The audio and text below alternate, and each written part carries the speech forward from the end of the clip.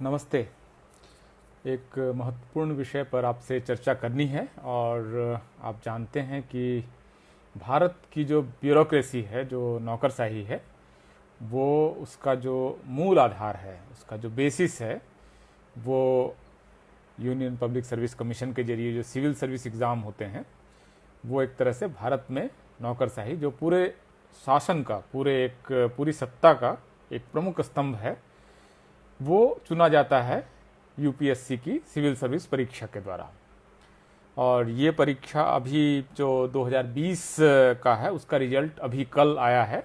और आप सब जानते हैं कि एक दो तरह का माहौल है। एक तो एक जनरली सेलिब्रेशन का माहौल है, क्योंकि हम सब लोगों में से कुछ के रिश्तेदार, कुछ के दोस्त, कुछ के पढ़ाए हुए लोग ये सब चुने गए हैं। तो कुछ दोस्त, साथी, साथ में कोचिंग करने वाले ये चुने गए हैं, तो इसको लेकर काफ़ी एक उत्साह का भी माहौल है। तो जो चुने गए हैं, जाहिर है कि आप उनको बधाई दें। लेकिन एक जो इम्पॉर्टेंट बात इस बार सिविल सर्विस के रिजल्ट में देखी जा रही है, तो वो चिंता का विषय है।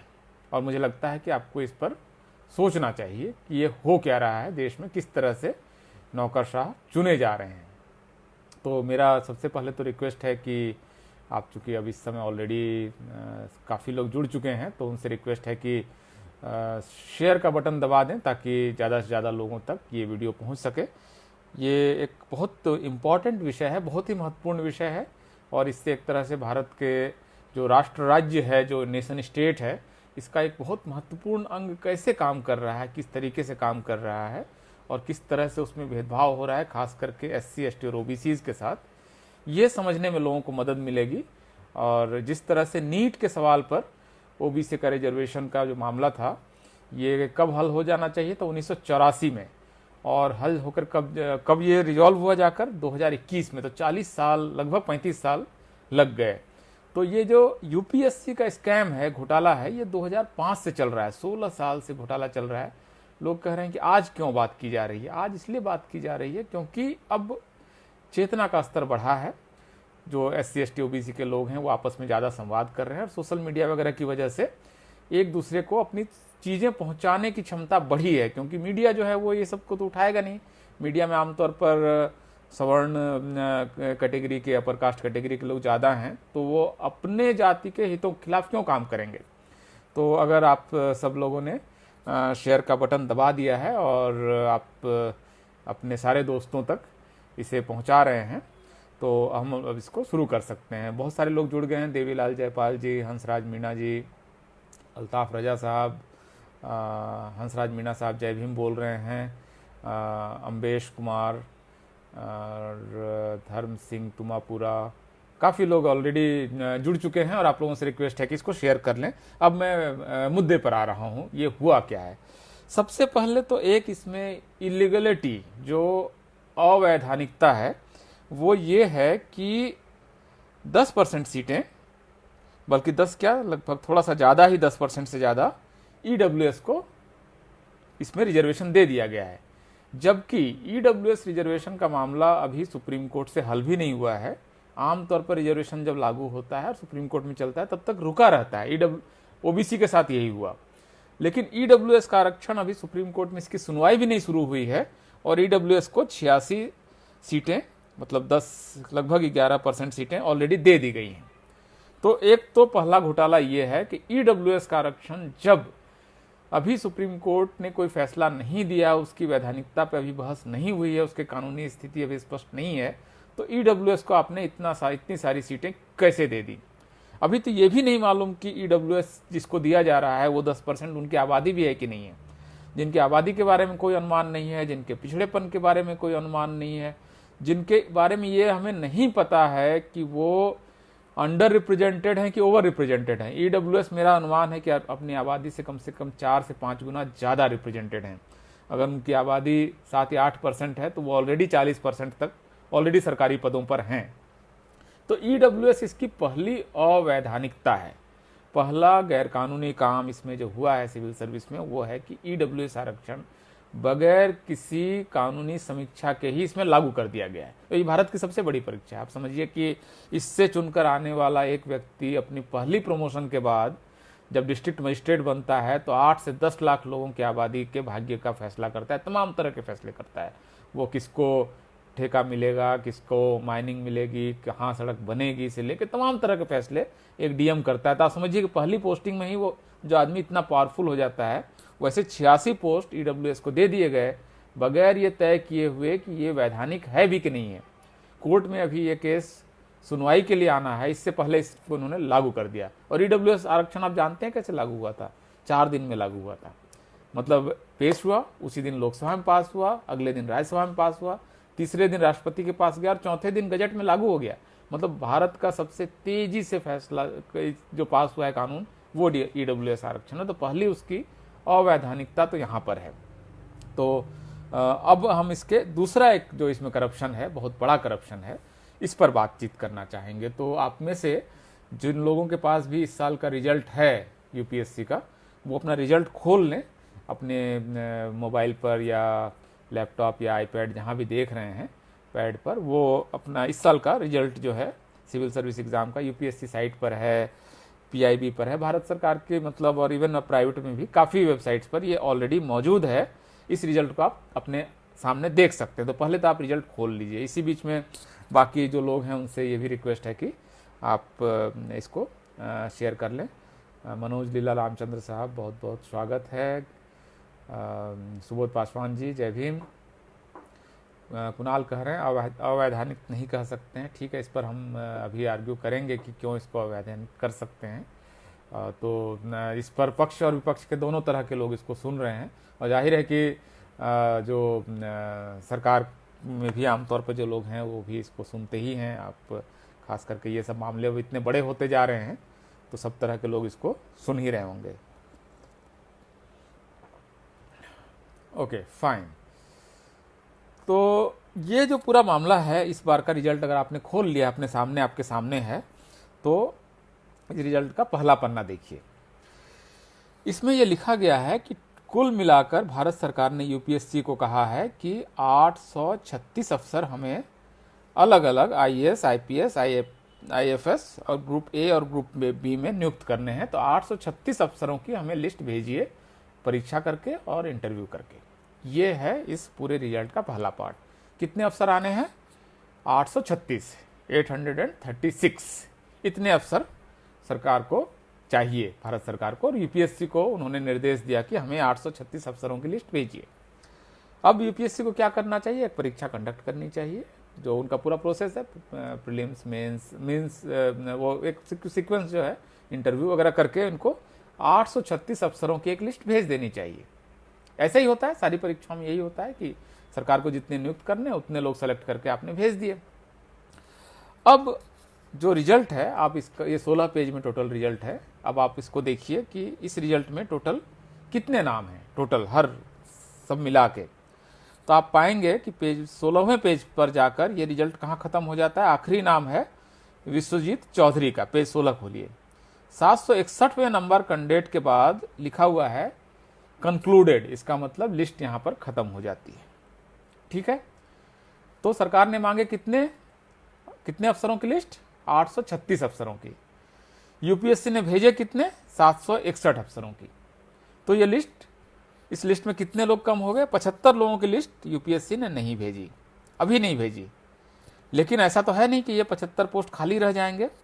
टोटल अफसर तो 836 ही नियुक्त होने हैं।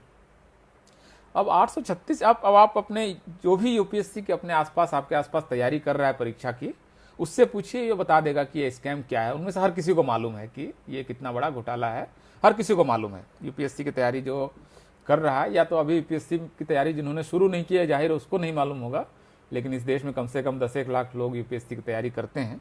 उनमें से किसी भी स्टूडेंट से पूछ लीजिए तो बताएगा कि ये स्कैम क्या है, किस तरह से घोटाला हो रहा है। तो 836 अफसर नियुक्त होने हैं, 761 अफसरों की लिस्ट यूपीएससी ने भेज दी, 75 अफसरों की लिस्ट नहीं भेजी। अभी इसके लिए यूपीएससी ने क्या किया? जो रिजल्ट का तीसरा पॉइंट है, आप उसको देखिए, अगर आपने रिजल्ट खोल लिया है तो अब यूपीएससी कह रहा है कि हमने 761 की लिस्ट भेज दी है, 761 नाम भेज दिए, वो लिस्ट आप देख लीजिए। आखिरी नाम विश्वजीत चौधरी का है 761वें पोजीशन पे। हमने 75 नाम नहीं भेजे।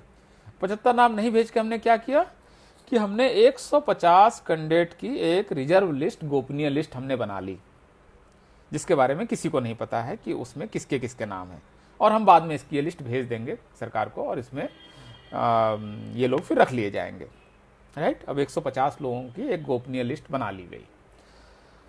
अभी ये जो 150 लोगों की लिस्ट बनाई गई, इसमें कितने नाम हैं जो जनरल कैटेगरी बोल रहे हैं। असल में ये नाम में भी गड़बड़ी है। जनरल कैटेगरी क्या होती है? अनरिजर्व कैटेगरी है, ओपन कैटेगरी है, कोई भी आएगा।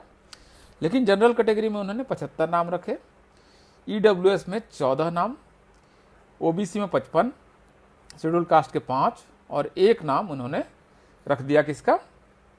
शेड्यूल ट्राइब का। कि इतने की लिस्ट हमने अलग से रख ली है। ये इसके बारे में भी हम आपको नहीं बताएंगे। राइट, अब ये बताने के बाद उन्होंने अब ये दूसरे, तीसरे, चौथे महीने में चुपचाप से एक लिस्ट जाकर सरकार को ये सौंप आएंगे, जिसमें कि नियुक्तियां हो जाएंगी। इसी में पिछली बार लोकसभा अध्यक्ष ओम बिरला जी की बेटी, संभवतः नाम अंजलि बिरला होगा, आप लोगों ने पढ़ा होगा, काफ़ी बड़ा विवाद हुआ था पिछली बार इसको लेकर कि इसमें तमाम तरह के प्रभावशाली लोगों के नाम इसमें होंगे। और वो इसमें वो नाम भी, चूंकि सरकार ये बताते भी नहीं है। जैसे इस बार अभी 761 नाम इन्होंने भेजे हैं, उसमें से SC ST OBC के नाम और उनके रिजल्ट के जो कितने नंबर किसको आए हैं, ये किसी को नहीं पता है। अब इन्होंने जो 150 की गोपनीय लिस्ट बनाई, वो चूंकि गोपनीय लिस्ट ही गोपनीय है, तो जाहिर है कि उसमें उसके नाम आपको नहीं पता है। अब इसमें जो 14 नाम ईडब्ल्यूएस के हैं, 55 ओबीसी के हैं, 5 शेड्यूल कास्ट के और 1 शेड्यूल ट्राइब का। अब इनमें से कोई आदमी कल को शिकायत कर सकता है कि हमारा नाम इस लिस्ट में था, लेकिन हमको तो इन्होंने IAS IPS बनाया नहीं। तो इनको अगर अब ये मालूम ही नहीं, जो परीक्षा देने वाले टोटल कैंडिडेट में, कि मैं इसमें हूं कि नहीं हूं, तो आप इसमें पिटिशनर कैसे बन सकते हैं? आप ये मुकदमा कर ही नहीं सकते हैं, क्योंकि आप मुकदमा करेंगे तब ना जब आपको पता होगा कि मेरा नाम इस रिजर्व लिस्ट में था और मुझे नहीं बनाया गया। अब यूपीएससी की चालाकी देखिए, यूपीएससी ने बताया ही नहीं कि रिजर्व लिस्ट में किसका नाम है, तो आप मुकदमा भी नहीं कर सकते। आपको क्या करना पड़ेगा? PIL, कि भाई विद्यार्थियों का बहुत अहित हो रहा है। तो कोर्ट पूछेगा आप कौन, आपको क्या शिकायत है, आपका क्या आप वो हैं जिनका कि आपको नौकरी नहीं मिली है? तो बोलेंगे नहीं, मुझे तो नहीं मालूम, क्योंकि मेरा तो वो गोपनीय लिस्ट है, उसमें कैसे पता चलेगा? तो ये अभी अब आप RTI आज की तारीख में जितने लोग सुन रहे हैं इस समय, 700 से ज़्यादा लोग, आप में से निवेदन है कि करीब अगर चाहें तो 100 लोगों के आसपास आज ही चाहें तो आप RTI डाल दीजिए। ऑनलाइन डाली जा सकती है। आमतौर पर 10 रुपये खर्च आता है, और कई बार तो नहीं भी खर्च आता है। कई सारी संस्थाएं बगैर भी उसके करती हैं। आप RTI डाल के पूछिए कि 150 लोगों की जो गोपनीय लिस्ट है, ये कौन लोग हैं, ये नाम हमें चाहिए। आप इसको करके देखिए, प्रयोग करके देखिए ना। आप मेरी बात पे क्यों भरोसा करेंगे? आप तत्काल अभी ये लाइव खत्म होने के बाद यूपीएससी की वेबसाइट पर RTI का लिंक है, उसमें आप डालिए कि आपने 836 लोग जब भेजने थे, तो आपने 761 लोगों का ही नाम क्यों भेजे? पहला सवाल पूछिए। फिर पूछिए कि 761 लोगों का जिनके नाम आपने भेजे हैं, इनमें किसको कितना नंबर आया है ये बताइए, और किस कैटेगरी के कितने हैं ये बताइए। और जो आपने गोपनीय लिस्ट बनाई है 150 की, हम ना जानना चाहते हैं कि ये इसमें कौन है। करके देखिए ना, आपको 15 से 20 दिन में या एक महीने में हर हाल में जवाब आएगा, और आपको पता चल जाएगा ये कितना बड़ा घोटाला हो रहा है। क्योंकि जिन लोगों ने भी RTI में डाला, पिछले साल भी डाला था, तो उनमें से किसी को वो जवाब नहीं दे रहे हैं। वो सिर्फ ये बोल रहे हैं कि ये यूपीएससी का एक विशेष मेथड है, इसमें हम आपको जवाब नहीं दे सकते हैं कि गोपनीय लिस्ट में कौन है। तो आप समझ रहे हैं, एक 75 IAS IPS और IAFS अफसर का मतलब, एक मैंने आप जैसे आपको पहले बताया कि पहली प्रमोशन के बाद जो DM बन जाएगा, वो 10 लाख लोगों का भाग्य विधाता होता है। तो ऐसे इतने सारे ऑफिसर्स, और साल दर साल 2005 से घोटाला चल रहा है, और अब तक लगभग 1080 के आसपास नाम ऐसे हैं जिनको कि IAS IPS बनना था, और इतने लोग IAS IPS नहीं बन पाए इस घोटाले की वजह से। तो ये कितना बड़ा करप्शन है, आप इस बात को खुद आप सिविल सर्विस का रिजल्ट देखिए, और आज आप RTI डाल लीजिए और पूछिए कि आपने 836 नाम अफसरों के भेजने हैं। इतने अफसर तो बनेंगे ही बनेंगे, तो आपने 761 नाम ही क्यों भेजे? मतलब क्या क्या इसके पीछे क्या षड्यंत्र है, आप ऐसा क्यों कर रहे हैं? ये पहला सवाल पूछिए। दूसरा सवाल पूछिए 761 लोगों के हमें नंबर बताइए और उनकी कैटेगरी बताइए। और तीसरा सवाल पूछिए कि आपने जो एक रिजर्व गोपनीय लिस्ट बनाई है उसमें हमको हर कैंडिडेट का नाम और उसके नंबर चाहिए।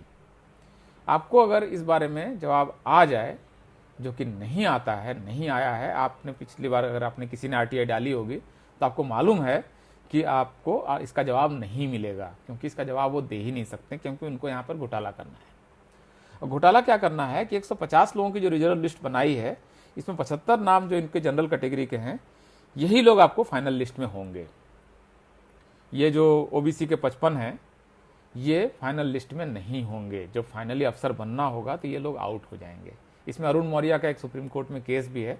तो ये एक्चुअली जिस तरह से ये काम हो रहा है, और क्योंकि इसमें वही है कि आपको भारत में न्यायपालिका का चरित्र भी आपको मालूम है, कौन लोग जजेज बनते हैं, जज के बच्चे जज बन रहे हैं, और उसका एक कास्ट करेक्टर भी है जो आप सारे लोगों को मालूम है। इसमें मुझे नए सिरे से कुछ नहीं करना है। तो इतना बड़ा घोटाला क्या होते हुए देखा जा सकता है क्या इस घोटाले को? और फिर यह है कि अगर यूपीएससी कर रही है तो राज्य के लोक सेवा आयोग फिर यही किसी काम को क्यों नहीं करें? भाई यूपीएससी कर रही है और राज्य के लोक सेवा आयोग में भी तो अल्टीमेटली उन्हीं कैटेगरीज के लोग पावरफुल पोजीशंस में हैं, मीडिया भी उनके पास है, जुडिशरी में भी उन्हीं के लोग हैं। तो फिर ये मामला किस तरह से सॉल्व होगा? जब तक खास करके ओबीसी के पॉलिटिशियंस इस मामले को नहीं उठाएंगे तब तक ये मामला सॉल्व नहीं हो सकता है। जागरूकता वगैरह से फर्क नहीं पड़ता है। पिछली बार जब यूपीएससी स्कैम लगा था तो कम से कम 5 लाख लोगों ने ट्वीट किया था। 5 लाख लोगों का ट्वीट करना मायने रखता है इस देश में। लेकिन 5 लाख ट्वीट होने के बावजूद सरकार ने क्या किया? उसके बाद यूपीएससी ने अपनी वेबसाइट में एक सफाई डाली कि नहीं, ये जो रिजर्व लिस्ट हम बनाते हैं ये एससी एसटी ओबीसी के फायदे के लिए है। और हम दूसरा उन्होंने सफाई दी कि we are doing this since decades, हम बहुत समय से कर रहे हैं। ये सफाई है उनकी, और हम नियमों के तहत कर रहे हैं, हमारे बनाए हुए नियमों के तहत कर रहे हैं। तो भाई आपने ही नियम बनाए हैं और चूंकि आपने ही तय किया है तो आप वर्षों से कर रहे हैं, ठीक है। ये कोई सफाई हुई? आप इस बात का स्पष्टीकरण दीजिए ना, ये लिस्ट गोपनीय क्यों है? आप बताइए ना कि ये लिस्ट गोपनीय क्यों है। अगर आप इसमें से सारे लोगों के नाम स्पष्ट रूप से, अरुण मौर्य जी भी जुड़ गए हैं, ये खुद इस नियम के भुक्तभोगी हैं, वरना वो इस समय आईएएस ऑफिसर होते। हालांकि बहुत अच्छे पढ़े लिखे व्यक्ति हैं, पीएचडी हैं, तो वो मतलब ठीक ठाक पोजीशन में आज की तारीख में। लेकिन वही है कि वो आईएएस वो बन सकते थे, लेकिन वही गोपनीय रिजर्व लिस्ट, उनको तो उस समय तक तो पता भी चल जाता था कि गोपनीय रिजर्व लिस्ट में कौन कौन है। पिछले 4-5 साल से तो यूपीएससी ने बताना ही बंद कर दिया है कि ये रिजर्व लिस्ट में कौन कौन है। तो ये जो पूरा मामला जिस तरह से हो रहा है, ये अगर फैल गया, राज्यों तक चला गया और राज्यों के लोक सेवा आयोग ने भी इसी तरह से गोपनीय लिस्ट बनानी शुरू कर दी, तो आप समझ लीजिए कि एससी एसटी ओबीसी का बहुत बड़ा नुकसान इस देश में होने वाला है। तो बहुत जरूरी है कि इस सवाल पर अपने राजनीतिक जो लोग हैं उनको आप बताएं कि भाई आप हमारे वोट से चुने जाते हैं। भाई इस समय भारत में कोई एक भी सीट ऐसी नहीं है लोकसभा या विधानसभा की जहां सवर्ण अपनी जाति का कैंडिडेट चुन सकता है। इतनी संख्या कहीं पर नहीं है। ओबीसी के वोट के बगैर इस देश में कोई भी विधायक या सांसद नहीं चुना जाएगा। इसके बावजूद अगर ओबीसी के हितों का न्याय के साथ इस तरह का खिलवाड़ हो रहा है तो इसका मतलब ओबीसी का जो पढ़ा लिखा प्रबुद्ध तबका है वो जागरूक नहीं है अपने अधिकारों के प्रति। या ये भी हो सकता है कि मतलब पहली बार नौकरी मिल गई, चलो पढ़ने का मौका मिल गया, मतलब आत्मतुष्टि का भी भाव हो सकता है कि चलो इतना तो हो गया। एक जनरेशन में साइकिल चलते थे, आज की तारीख में एक स्कूटर आ गया, बाइक आ गई, चलो एक कार भी आ गया, एक घर बन गया। तो आईएएस आईपीएस वगैरह का क्या मामला, ये छोड़ देते हैं, मतलब अपर कास्ट के लिए भी कुछ तो छोड़ दिया जाए। या तो ये भावना है, या है कि ये लड़ाई जीती नहीं जा सकती है। भाई आपने अगर एससी एसटी एक्ट को बचा लिया, अगर आपने रोस्टर के खिलाफ लड़ाई जीत ली, अगर आपने नीट के खिलाफ लड़ाई जीत ली, लगभग इसी तरह की लड़ाइयाँ हैं, तो कोई वजह नहीं है कि यूपीएससी स्कैम के खिलाफ आप लड़ाई नहीं जीत सकते हैं। तो सबसे पहले तो आप सबसे मेरा निवेदन है कि यूपीएससी स्कैम के खिलाफ आरटीआई डालें और खुद देखें क्या जवाब आया है। तब आपके पास जब आरटीआई होगी तो आप लोगों को बता पाएंगे कि देखो ये घोटाला हो रहा है। ये हर साल मतलब अब तक 1080 के आसपास आईएएस आईपीएस यूपीएससी ने नहीं बनने दिए इस घोटाला को करके। तो ये बताने के लिए अब भी बहुत ज़रूरी है कि आपके पास वो आरटीआई के कागज़ हो। आज आप डाल दीजिए, इस समय भी 650 के आसपास लोग इसको देख रहे हैं इसको, तो ये वीडियो निश्चित रूप से 40-50 हज़ार लोगों तक तो पहुंच ही जाएगा 2 दिन में। तो जो भी लोग इसको देख रहे हैं, आप लोग शेयर भी कर लें अगर ये बहुत लोग आप चाहते हैं, इंपॉर्टेंट है तो ये जो 40-50 हज़ार लोग इसको देखेंगे उनमें से उनसे मेरा निवेदन है कि उसमें कुछ 100 लोग, 200-400 लोग तो कम से कम आरटीआई डाल ही दें। और वो कागज़ जब उनके पास जाएगा, इतनी सारी आरटीआई जाएगी, तो उनको वहाँ भी थोड़ी हड़कंप मचेगी और एक चेतना भी बढ़ेगी लोगों के अंदर में भी। अपने पास अपना कागज़ होगा, आप समझिए कि उसकी ताकत बहुत होती है। आपके पास जब आरटीआई होगी और आप जब पूछेंगे कि 836 अफसर चुने जाने हैं, आपने 761 का ही लिस्ट क्यों भेजा, और इस पर जब वो टाल मटोल करेंगे और बच के भागने की कोशिश करेंगे, तो आपके पास एक ताकत होगी बताने की, देखो यूपीएससी चोरी कर रहा है। तो इसलिए बहुत ज़रूरी है कि आप इसमें आरटीआई डालें और अपने लोकल जो भी आपके सांसद विधायक उनको बताएं कि ये हो रहा है, आप इसको कृपया किसी तरीके से रोकें, क्योंकि इसकी वजह से खास करके ओबीसी का सबसे बड़ा नुकसान है। क्योंकि ओबीसी का आप देखिए पिछले साल भी जो हुआ, तो ओबीसी के सबसे ज़्यादा मतलब रोके जा रहे हैं आईएएस, आईपीएस और आईएफएस के ऑफिसर्स। तो इसके लिए आप, अब आपके कोई अगर सवाल हो तो प्लीज़ आप पूछ लीजिए। एक तो हीरानंदन जी कह रहे हैं कि यूपीएससी के ऑफिस के बाहर बड़ा डेमोन्स्ट्रेशन करना चाहिए, तो बिल्कुल आप लोग अगर ऑर्गेनाइज कर सकें तो कीजिए। कोई प्रश्न अगर है तो आप पूछ लीजिए। किसी को भी अगर डाउट है कि ये करप्शन नहीं है, या किसी को लग रहा है कि ये सिस्टम कैसे काम कर रहा है, तो वो सवाल पूछ सकता है कि Sanju Kumar Sonkar ji, definitely I will file RTI, you are most welcome. Uday Singh Maheshwari ji, Shardul Vikram ji RTI डालेंगे बता रहे हैं, तो आप लोग इसको करके देखिए। मेरे ख्याल से अगर SC/ST एक्ट बचाया जा सकता है तो यूपीएससी स्कैम से भी लड़ा जा सकता है, मतलब असंभव नहीं है, खास करके अब के समय में, जबकि एक दूसरे से आप इतनी आसानी से संवाद कर पा रहे हैं। आप आज हम एक बात बोलते हैं और कल परसों तक वो, अब ये जैसे ये वीडियो है, ये मैं जो लोग भी यूट्यूब चैनल चला रहे हैं उनसे भी निवेदन है कि आप इसको ले लें। कोई मैं इसको कॉपीराइट फ्री कर रहा हूँ, इस वीडियो को कॉपीराइट फ्री है, मुझे इसमें कोई फाइनेंशियल बदले में नहीं चाहिए, इसको आप जैसे चाहें इस्तेमाल कर लें। तो अमित नागराले जी, इस मामले में डीएम के मुख्यमंत्री, ठीक है, मैं वहाँ उनके सांसद विल्सन साहब से बात करूंगा कि वो डीएमके भी अगर इस मामले को उठा ले। डीएमके ने हालांकि इस मामले को उठाया है, लेकिन जब तक उत्तर भारत से कोई समर्थन नहीं आता है ओबीसी के मामलों में, जो समस्या दक्षिण भारत के नेताओं को आ रही है, वहाँ पर मैंने कई सारे लोगों से बात की, ए राजा साहब से बात की, डीएमके के कई नेताओं से, वो ये कह रहे हैं कि ओबीसी के मामले की हर लड़ाई तमिलनाडु ही लड़ेगा, ये कैसे संभव है। मतलब तमिलनाडु क्या क्या लड़ाई लड़े, नीट के खिलाफ लड़े, ईडब्ल्यूएस के खिलाफ सिर्फ वहीं लड़ाई हो रही है।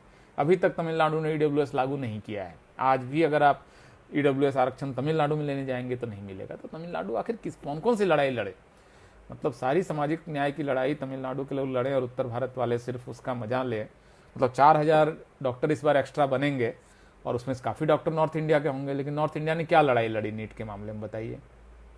उत्तर भारत के नेताओं ने मतलब बयान तक नहीं दिए इस मामले में।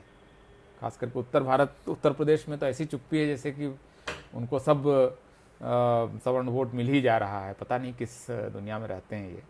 तो ये जो पूरा मामला है, मेरे ख्याल से इसको लेकर एक उत्तर भारत में खास करके चेतना की जरूरत है। आप जो कह रहे हैं, कई लोग कह रहे हैं कि डीएमके से बात कीजिए, डीएमके से हम लोग बात कर सकते हैं, लेकिन सिर्फ डीएमके के भरोसे आप पूरा डीएमके अकेले उस लड़ाई को कहाँ तक लड़े। और उसको भी डीएम को अपने ईडब्ल्यूएस वहाँ पर ख़त्म करा दिया नीट में, वो सुप्रीम कोर्ट से आके वो जीत के चले गए, फिर केंद्र सरकार ने सुप्रीम कोर्ट से जीत लिया। तो कई बार उनकी लड़ाई थोड़ी मुश्किल हो रही है।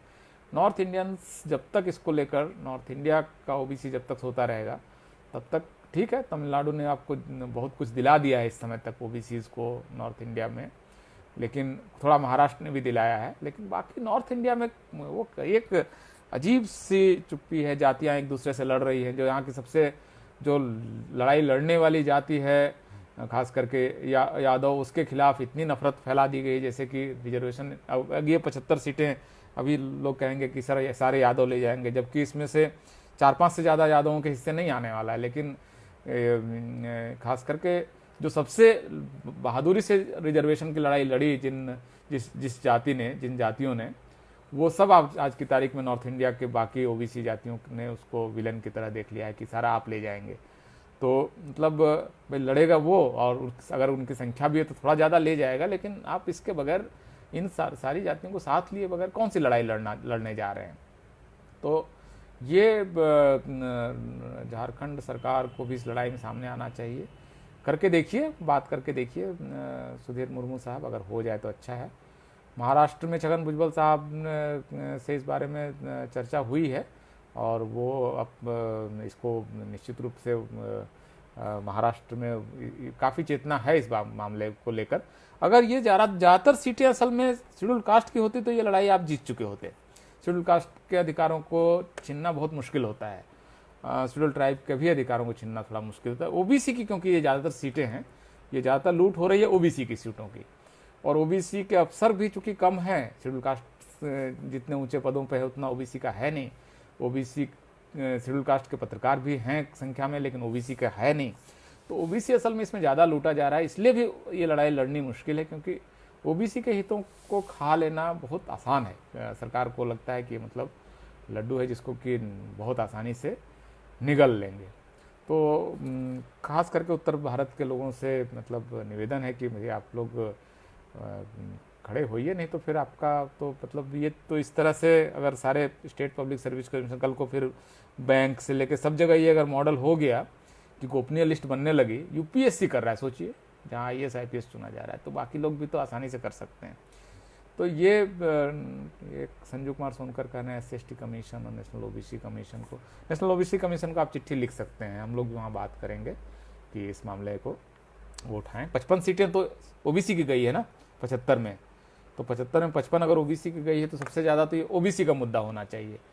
लेकिन वही है कि ओबीसी अगर उनको लग रहा है कि मतलब बीजेपी के साथ मिलकर पहले मुसलमानों को ही निपटा लें, अगर यही इस धारणा में है तो फिर वो वही कर ले और अफसर बनने का सपना धीरे धीरे वो देखना छोड़ दे। और बैंक लोन ऐसे ही नहीं मिलता है ओबीसी के लोगों को, और अगर आप सरकारी कर्मचारी भी नहीं बन पा रहे हैं तो खेती में पड़े रहिए, जहाँ पर MSP अब ख़त्म ही हो रही है, जो केंद्र सरकार ने नियम बना ही दिया है। तो जो किसान कानून है वो ज़्यादातर तो ओबीसी के ही हितों के खिलाफ काम करेगा और किसान जातियों के खिलाफ काम करेगा। तो खेती आपकी चलनी नहीं है, बैंक लोन आपको मिलता नहीं है, तो आपको बिजनेस आप कर नहीं पाएंगे, तो ले दे के थोड़ी बहुत लठैती कर लीजिए, या नीचे वाली जो नौकरियां हैं वो दरोगा वगैरह उसके नीचे वाली नौकरियां करते रहिए, उसको लेकर किसी को परवाह है नहीं। तो ये असल में स्थिति है। तो मैं फ़िलहाल इस लाइव को कंक्लूड करता हूं, और अंत में सबसे आपसे निवेदन करता हूं कि ज़्यादा से ज़्यादा लोगों तक इस वीडियो को पहुंचा दीजिए, एटलीस्ट ये चेतना के स्तर पर ये बात जाए, और अगर ये समाज में बात चली जाती है तो निश्चित रूप से इसका असर पड़ेगा। और बहुत ज़रूरी है कि इस समय असल में सांप्रदायिक तापमान जो बीजेपी को बढ़ाने की कोशिश है, बीजेपी जब भी इस तरह का कोई घोटाला जब कर रही होती है ना, तो धीरे से कहीं पर एक सांप्रदायिक घोटाला, सांप्रदायिक हिंसा करा देती है। यूपीएससी रिजल्ट से ठीक पहले आपको हमेशा कोई ना कोई एक कम्युनल वायलेंस आपको दिखेगा, इस बार जैसे आसाम में हुआ है। तो एक कम्युनल वायलेंस कराकर उस समय ये मतलब जिसको बोलते हैं बाई स्टील्थ, चोरी से कुछ पास करा देना, तो ये एक बीजेपी की स्ट्रेटजी के तौर पर, जैसे लेटरल एंट्री का जब आंदोलन जैसे तेज हुआ था उन्होंने दिल्ली के दंगे करा दिए, तो ये स्ट्रेटजी के तौर पर बीजेपी बहुत सफलतापूर्वक इस काम को कर रही है, बहुत एफिशिएंटली कर रही है, और इसको लगातार कर रही है। लोगों को की नज़र ही नहीं पड़ रही है कि जब भी हमारा कोई इशू आता है उस समय एक सांप्रदायिक हिंसा क्यों हो जाती है, इतना सा भी लोग समझने को तैयार नहीं है। इस सांप्रदायिक हिंसा भाई आपके हितों की आपके 55 सीटें ओबीसी की जा रही हैं, क्या ये सीटें मुसलमानों के पास जाएंगी या ईसाई के पास जाएगी? ये सवर्ण हिंदू ही तो खाएगा ना। लेकिन आप लड़ किससे रहे हैं? तो सांप्रदायिक तापमान कृपया न बढ़ने दें ज़्यादा, या इसमें आपका बहुत अहित है और इसके नाम पर आपको बहुत ज़्यादा नुकसान हो रहा है। इसको आप अगर नहीं समझ पाएंगे तो आप घंटा बजाते रह जाएंगे, और राम मंदिर ट्रस्ट में भी ओबीसी को जगह नहीं मिलेगी। एक मेंबर नहीं वहाँ पर ओबीसी का, जहाँ पर हज़ारों करोड़ रुपया भी इकट्ठा हो रहे हैं, वहाँ पर ओबीसी का तो एक भी आदमी नहीं है। ओबीसी के लोग जो इस आंदोलन में थे वो आज की तारीख में सारे गायब हो गए। मतलब कहाँ विनय कटियार, कहाँ उमा भारती, कहाँ साध्वी ऋतंभरा, जो मतलब ओबीसी के जो लोग भिड़े हुए थे ना सीना तान के, सब गायब हो गए। जब ट्रस्ट बना, जब उसकी वजह से सत्ता आई, तो आज की तारीख में इन लोगों की क्या हैसियत आपको मालूम है। इन्होंने मतलब एकदम दूध में मक्खी की तरह ये ओबीसी के नेता उस समय के निकाल के फेंक दिए गए हैं। तो ये बीजेपी है, इसको आप समझिए और कृपया सांप्रदायिकता आप मान न बढ़ने दें। ये बढ़ेगा तो फिर आप ये लड़ाई नहीं लड़ पाएंगे। ये दोनों चीज़ साथ साथ नहीं हो सकती है। आपको बहुत ज़्यादा कोशिश करनी पड़ेगी कि आप उस ट्रैप में ना फंसे, और ये ट्रैप बीजेपी हर बार डालेगी। जब भी इस तरह का कोई घोटाला करना है, लेटरल एंट्री करना है, तो वो आपको उस समय दंगा करा देगी। आपका ये कोई भी इशू आएगा, रोस्टर का होगा तो एक कहीं पर हिंसा करा देगी। तो ये आपको इससे थोड़ा बच के चलना पड़ेगा और डिमांड करनी पड़ेगी सरकार से कि आप पारदर्शी हों, आप गोपनीय लिस्ट वगैरह ना बनाएं। आप जो लिस्ट बनाएं वो डाल दें, हमें दिक्कत नहीं है। आपकी दिक्कत क्या है? आप सारे लोगों के नंबर क्यों नहीं डाल देते हैं भाई? यूपीएससी ने एक परीक्षा ली, हर किसी को कोई ना कोई नंबर तो मिला है ना, वो नंबर आप वेबसाइट में क्यों नहीं डाल दे रहे हैं? मतलब कितनी हैवी वेबसाइट हो जाएगी। आप मतलब 1000-5000 लेके थोड़ा सा और सर्वर बड़ा कर लीजिए। आप सारे लोगों के नंबर क्यों नहीं डाल दे रहे हैं? तो इतनी बुनियादी डिमांड यूपीएससी नहीं मान रही है, क्योंकि सरकार उसके पीछे है, उसके पीछे कोर्ट है, जुडिशरी है। तो ये स्थिति है। तो बहुत बहुत शुक्रिया, आपने इस लाइव में आप हमारे साथ जुड़े रहे। सारे लोगों का शुक्रिया, मिथिलेश यादव जी, रामकरण मीना जी, सत्यशोधक जेपी, इमाम अहमद साहब, रंजीत सिंह जी, काफ़ी लोग जुड़े हैं। सबका नाम लेना भी संभव नहीं है। तो आप सब लोगों का बहुत बहुत आभार। और आप लोगों के जो कमेंट्स आए, अमोल खरांजे जी, कितने दिन कुंभकर्ण जैसे सोते रहेगा ओबीसी भाई बहुत इसके सोने की कैपेसिटी बहुत ज़्यादा है। मतलब वरना ओबीसी आरक्षण बाबा साहब ने व्यवस्था की थी आर्टिकल 340 कब, जब संविधान लागू हुआ उस दिन 26 जनवरी 1950 को व्यवस्था कर दी थी। और लागू हुआ कब जाके, इसका एक क्लॉज लागू हुआ जाके आपको 1993 में। मतलब इतना तो सोता है ओबीसी। और उसका मतलब आज की तारीख में शेड्यूल कास्ट की तुलना में ओबीसी के ऑफिसर्स आधे हैं। मतलब शेड्यूल कास्ट ने अपनी जागृति से इतना कुछ हासिल कर लिया है। उसने इंग्लिश एजुकेशन शेड्यूल कास्ट के लोगों ने पकड़ा है, वो फॉरेन जा रहे हैं। ओबीसी का आदमी, मैं अमेरिका में गया था तो मैं ढूंढ रहा था कि भाई ओबीसी का कोई अफसर कहीं कोई ओबीसी के लोग मिलें, तो उनकी अभी हैसियत नहीं बनी है कि वो वहाँ पर जाकर वहाँ कोई क्लेम अपना बनाएं और अपनी पोजीशन हासिल करें। तो ये समस्या है। बहुत बहुत शुक्रिया और आप लोगों का आभार। अब प्लीज़ इसको आप शेयर कर लें। धन्यवाद।